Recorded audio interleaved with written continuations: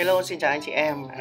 Sau một khoảng thời gian lân lê bù xõa, bù nhoài ở những cái hội nhóm chữa bệnh cho cá coi, Long cũng gặp được rất là nhiều những cái trường hợp cá bị bệnh, và hầu như là dành cho những anh chị em mới khi mà nuôi coi không biết cách chữa trị đăng lên.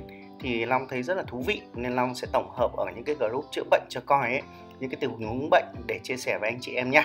Ngày hôm nay thì chúng ta tìm hiểu một vài cái tình huống bệnh của các anh chị em mới trong những cái group đó mà Long tổng hợp lại để chia sẻ với anh chị em nhé. Chúng ta bắt đầu nha.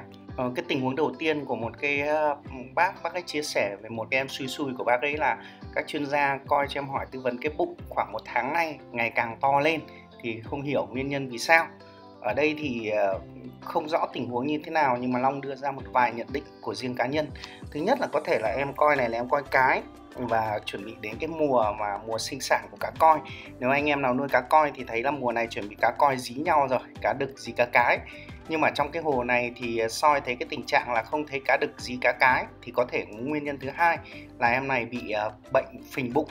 Thì bệnh phình bụng thì anh chị em biết là nó có rất là nhiều nguyên nhân dẫn đến cái bệnh này.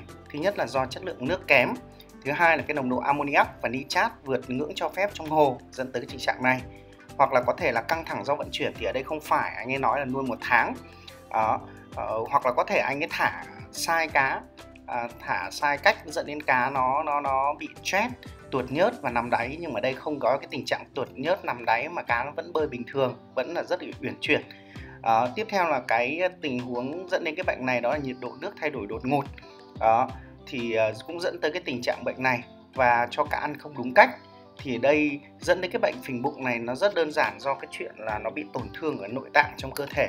Ở một số cái nội tạng nào đó, ví dụ như là thận, hoặc là gan, hoặc là bong bóng, nó bị tổn thương, dẫn tới tình trạng này. Nếu như mà thận thì anh chị em lưu ý là nó sẽ có cái tình trạng đó là nó sưng ở cái đầu trên của con cá, tức là từ cái phần vây bơi cho đến nửa bụng thì nó sẽ phình to ra. Đó là và nó bị phát ban đỏ lên ở chỗ cái vây bơi, cánh tay vây bơi ấy. Đó, thì ở đấy là thận tổn thương. Thì nếu như mà thận tổn thương thì rất là khó chữa và tỷ lệ chữa rất là thấp, và hầu như là cá ra đi.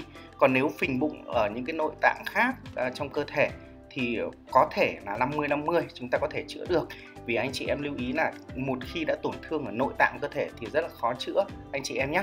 Vậy thì cái bệnh phình bụng này Long cũng đã có một cái video cụ thể ở trong cái kênh của Long, thì anh chị em có thể là vào tìm hiểu xem cách chữa trị. Thì cách chữa trị nó cũng đơn giản thôi. Đó là anh chị em cách ly cá bị phình bụng sang cái bể nhỏ riêng. Thứ hai, chúng ta tắm muối Espon, đây là cái muối khoáng tự nhiên từ biển anh chị em nhé, cho cá trong vòng tầm khoảng độ 30 đến 45 phút mỗi ngày. 2 thìa muối cho mỗi 5 lít nước, thực hiện thay 50% nước trên bể cá ban đầu và theo dõi các con cá còn lại. Nếu đã tắm muối khoảng 1 tuần nhưng vẫn thấy cá không khỏi thì anh chị em có thể dùng thuốc kháng sinh cho cá bằng cách trộn vào thức ăn hàng ngày của cá. Thì thuốc kháng sinh thì hầu như là cái loại phổ biến nhất bây giờ người ta hay dùng đó là cái loại gelatin kháng sinh phổ rộng. Người ta cũng kết hợp với bạc mát trộn vào thêm để điều trị bệnh nó hiệu quả hơn. Thì đó là cái mà điều trị cái cách phình bụng này. Ngoài ra thì chúng ta cũng còn cần phòng ngừa thay nước để tránh cá dẫn đến cái tình trạng phình bụng. Đó là anh chị cần phải thay nước thường xuyên định kỳ, 30% nước hàng tuần nếu như anh chị không có thời gian. Còn nếu không thì khuyến cáo các anh chị là các anh chị có thể thay nước tầm khoảng độ 2-3 lần trong 1 tuần, để cá có một cái nguồn nước mới vào hồ ấy, để cho cá nó phát triển được tốt. Ngoài ra cách xử lý nước thì các anh chị cũng biết rồi, rất đơn giản. Các anh chị có thể mua detox watt để các anh chị có thể xử lý được cái nước đầu vào, để tránh cái đồng bộ pH rồi kim loại nặng vân vân, tránh cá bị sốc nước thì chúng ta dùng detox watt.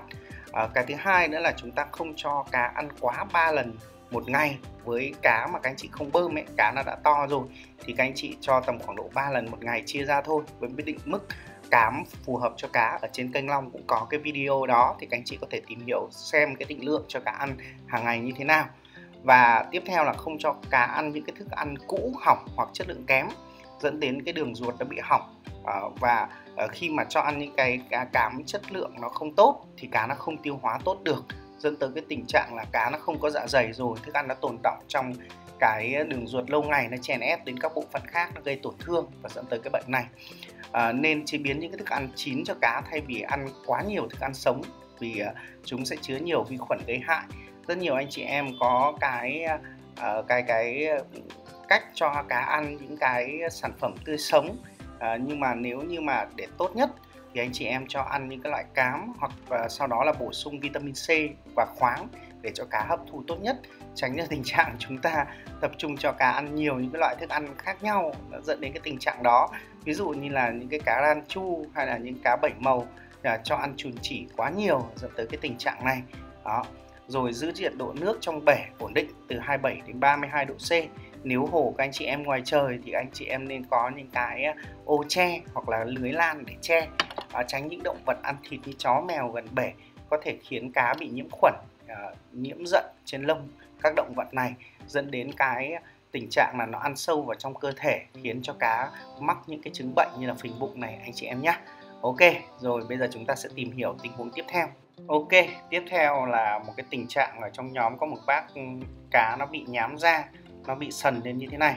Thì có những anh em nhận định đây là bệnh xù vẩy đó, và có chia sẻ cái cách với cái bác này, đó là không cho ăn. Rồi có bác nói là nhiễm từ trong nội tạng, cho cá ăn thuốc sổ nội ký sinh trùng kèm theo kháng sinh trong 5 ngày xem thế nào. Nhưng mà ở đây thì nó không phải là một cái bệnh khác, mà nó là cái bệnh người ta gọi là chóc vẩy của cá vọng, cá coi. Và cái bệnh này nó là tiền đề cho các bệnh sau này nó bị xù vẩy. Nó có thể dẫn đến cái bệnh xù vẩy nếu để lâu. Đó, thì cái bệnh nhám da như thế này thì nó cũng là do một cái loại vi khuẩn nó gây lên. Thì việc đầu tiên chúng ta cần làm khi phát hiện cái bệnh này đó là chúng ta cần phải cách ly cá ra khỏi đàn. Chúng ta nuôi riêng. Vẫn khuyến cáo các bác là nên có cái hồ cấp cứu riêng để mình có thể trị bệnh, vừa đỡ tốn thuốc, vừa để cách ly với đàn, không để tránh cái tình trạng là cá nó bị nhiễm chéo bệnh. Rồi tiếp theo là chúng ta hàng ngày tắm cá với muối với cái nồng độ là 100g cho 4,5 lít nước và tắm trong vòng 10 phút. Việc này thì cần được lặp lại liên tiếp trong vòng 3 ngày. Sau đó thì nếu chúng ta thấy cá bình phục rồi thì chúng ta có thể tái nhập vào đàn. Còn nếu chúng ta thấy cá nó chưa bình phục thì chúng ta có thể là tắm thêm một liệu trình trong vòng 3 ngày tiếp theo. Và chúng ta có thể là chắc chắn hơn nữa thì có thể trộn gelatin với cám, kháng sinh phổ rộng cho cá ăn trong một cái liệu trình từ 3 cho đến 5 ngày để triệt để từ ở bên trong nữa. Trong quá trình chữa bệnh cho cá thì các bác lưu ý đó là, anh chị em lưu ý đó là chúng ta không cho cá ăn. Nếu như chúng ta không trộn gelatin với cám điều trị thì chúng ta sẽ không cho cá ăn. Và sau đó thì chúng ta tiến hành xử lý cái nguồn nước trong cái hồ chính của mình bằng cách là anh chị em hãy đánh tím để khử khuẩn trong hồ, để tránh cái tình trạng đó là cái bệnh này nó còn tiềm ẩn trong hồ, nó lây lan chéo. Chưa đến nỗi nặng đến mức là chúng ta phải dùng chloramin T, nhưng mà đây chúng ta cứ đánh khử khuẩn trước bằng thuốc tím để cho cái nguồn bệnh trong hồ nó được triệt để. Và sau đó là sau khi đánh tím tầm 3-4 tiếng thì tiến hành giải tím tạt C, và chúng ta thay 30% nước và tiện thể chúng ta tháo lắng để cho những cái xác của vi sinh, vi khuẩn trong hồ nó được dồn về cái ngăn lắng, nó được thải ra bên ngoài anh chị em nhé. Đó, thì đó là chia sẻ về cái bệnh nhám da và dẫn đến chóc vẩy, và nếu để nặng hơn thì nó dẫn đến xù vẩy anh chị em nhé. Ok, cái trường hợp tiếp theo ở đây có một bác có nhắn mọi người là có ai bán thuốc giúp cho bác ấy. Thì cá của bác là cá Việt chép đuôi phúc, bị trùng mỏ neo và ký sinh trùng màu xanh. Tình trạng là bị lại sau 1 tuần đã điều trị. Thì lúc bị thì cá tách ra riêng, hồ làm sạch để khô 1 ngày. Cá bắt thủ công ký sinh ra khỏi mình cá, rồi dùng xanh methylene ngâm cá trong vòng 5 phút 1 lần, ngày 2 lần liên tục trong vòng 3 ngày, xong thả lại vào hồ và theo dõi được 1 tuần bị lại thì cần cách chữa trị thuốc. Thì ở đây thì có nhiều cái bình luận cũng khá hay. Có bác thì nói là đánh ylang trí, thì ylang trí này dùng cũng khá là ok. Long cũng có video chia sẻ về cách trị ký sinh trùng như là trùng mỏ neo hay là trùng bánh xe thì dùng ký ylang trí. Nhưng ở đây có rất là nhiều bác đánh ylang trí nó không triệt để. Các bác phải đánh tầm khoảng độ từ 3 đến 5 liều thì nó mới hết được.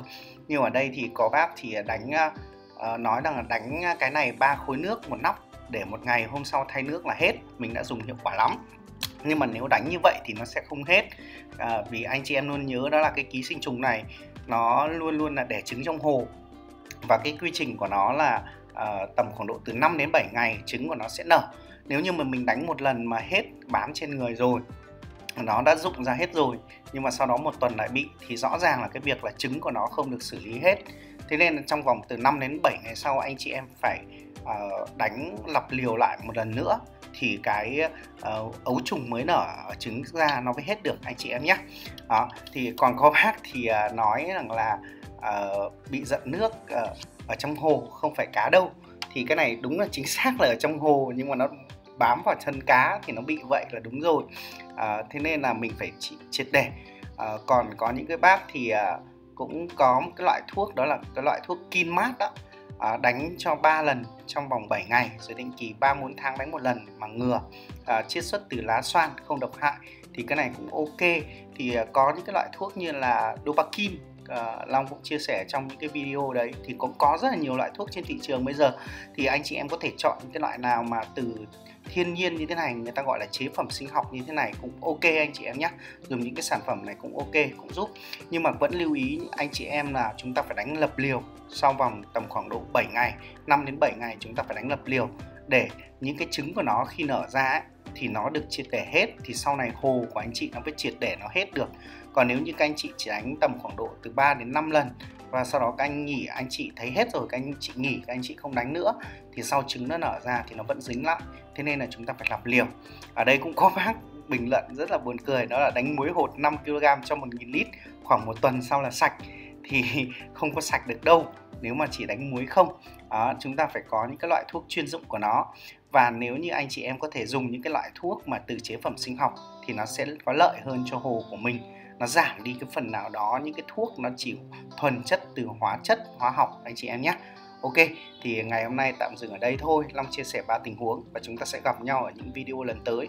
Và cũng chia sẻ thật với anh em là lưu ý là những cái chuẩn đoán ở đây đó là từ cá nhân Long, từ những cái kinh nghiệm và từ cái mắt nhìn, chứ không phải là thực tế.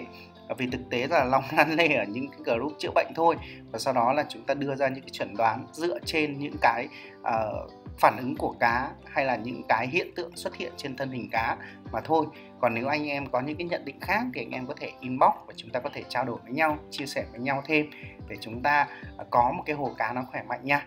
Ok, xin chào và hẹn gặp lại anh chị em ở những video lần sau.